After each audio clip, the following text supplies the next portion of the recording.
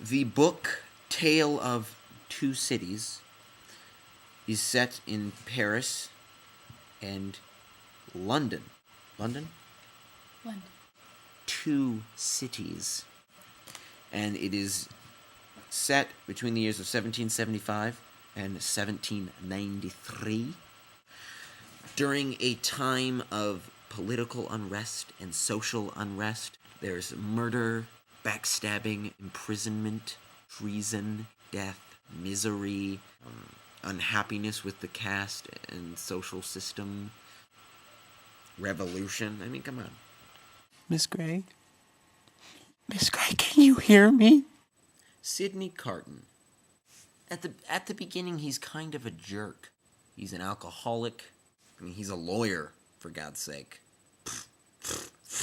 Although he helps Darnay, he doesn't value his life very much, and he thinks he's a waste of life, and he cares for nothing and no one.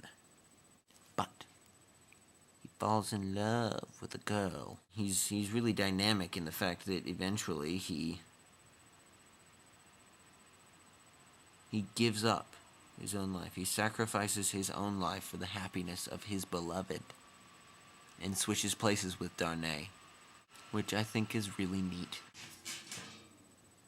Charles Darnay, Lucy's lover and later husband, bears a remarkable resemblance to Sidney Carton. They could be like brothers or twins. He's an honorable man, noble, and he shows this quality by renouncing his identity and denying his uncle's estate and his inheritance. Handsome or something. Dr. Manet, a brilliant doctor. He's imprisoned for 18 years within the Bastille. He takes up shoemaking as a hobby to distract him from how friggin' awful prison is. Who wants to make shoes? I do. But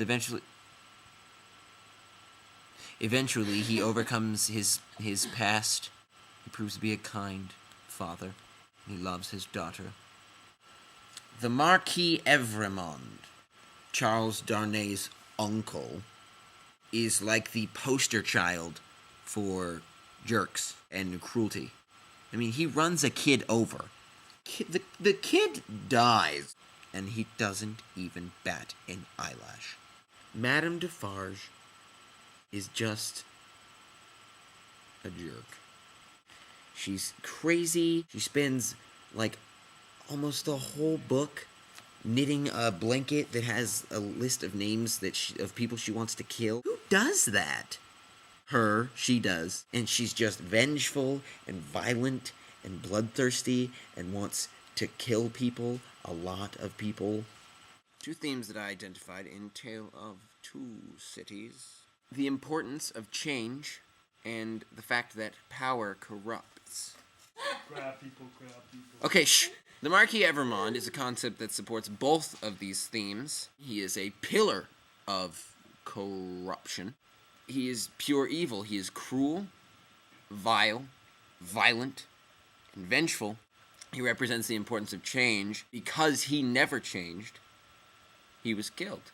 His death is a direct result of his inability or unwillingness to change. I don't know what my own name is, Miss Gray. Sidney Carton changes for the better at the beginning of the novel. Sidney Carton is a supreme waste of life. Through his love for Lucy, he changes for the better and becomes a noble person. The background of the novel represents the corruption of power. If it weren't for the corrupt aristocrats, there would have been no French Revolution. Therefore, there would have been no book. Madame Defarge was corrupted by the power granted her by the revolutionaries. Shh, shh, shh, shh. They can hear us. She gets to decide who dies and who lives. A power that no one should be given.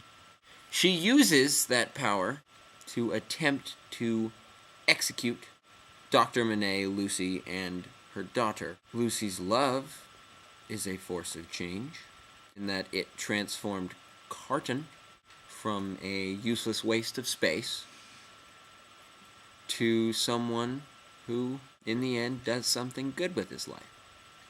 It helped transform Dr. Manet from the broken shell of a man back to the man he once was, before he was imprisoned by the Brothers Evrémonde. Speaking of the Brothers Evrémonde, they themselves are a symbol of the theme Power Corrupts. They called on Manet for his services, and when they were finished, fearing he would betray them, they threw him in jail. The Victorian question. What would I suggest are some characteristics of literature from the Victorian era? Well, let's see. We talked about this in class. Love triangles. Like, not just from my book, from the other books. I heard people talking about it with my ears. I heard them. There's love triangles in lots of those books in class. So I'm assuming Victorian literature has something to do with that. It's what I think, right? Whatever.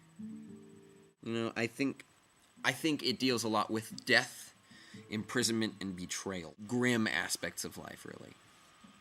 They stressed the difference between classes and the separation of classes.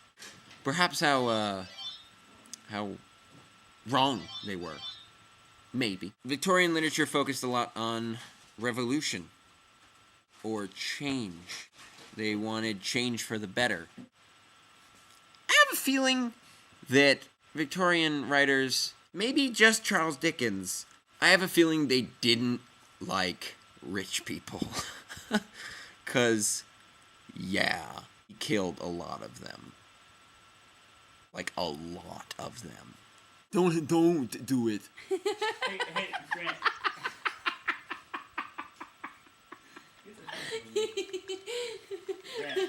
I wish I could freestyle.